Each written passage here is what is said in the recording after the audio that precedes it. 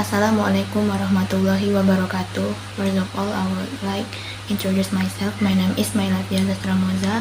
I'm from English Education Study Program A class. Methods of education: East versus West. A teacher from a Western country recently visited an elementary school in an Asian country. In one class, she watched 60 young children as they learned to draw a cat. The teacher drew a big circle on the blackboard, and 60 children copied in on their papers. The teacher drew a smaller circle on top of the first and then put two triangles on top of it. The children drew in the same way. The lesson continued until there were 61 identical cats in the classroom. Each student's cat looked exactly like the one on the board. The visiting teacher watched the lesson and was surprised. The teaching methods were very much different from the way of teaching in her own country. A children's art lesson in her own country produced a room full of unique pictures, each one completely different from the others.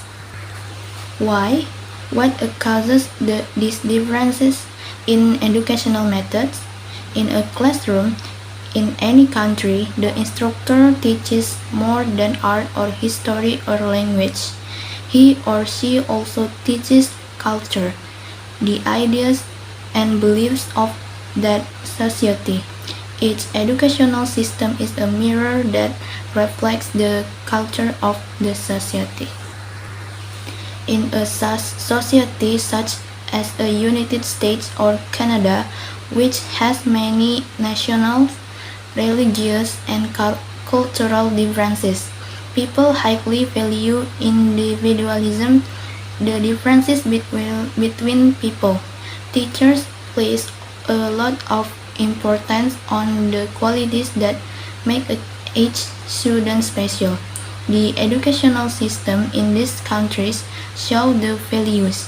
Students do not memorize information. Instead, they work individually and find answers themselves. There is often discussion in the classroom. At an early age, students learn to form their own ideas and opinions. In most Asian societies, by contrast, the people have the same language, history, and culture. Perhaps for this reason, the educational system in much of the Orient reflects societies' belief in group goals and purposes rather than individualism. Children in China, Japan, and Korea often work together and help each other on assessment. In the classroom, the teaching methods are often very formal. The teacher lectures and the students listen. There is not much discussion. Instead, the students recite rules or information that they have memorized. There are advantages and disadvantages to both of the systems of education. For example, one advantage to the system in Japan is that students there learn much more math and science than American students learn by the end of high school.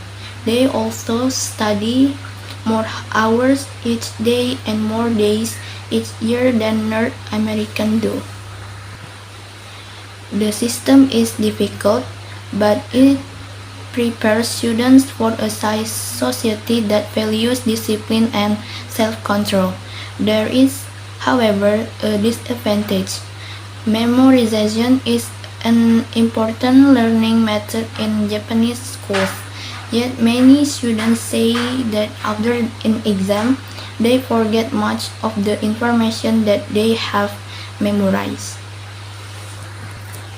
The advantage to the educational system in North America, on the other hand, is that students learn to think for themselves. The system prepares for a society that values creative ideas. There is, however, a disadvantage. When students graduate from high school, they haven't memorized as many basic rules and facts as students in other countries have. Wassalamualaikum warahmatullahi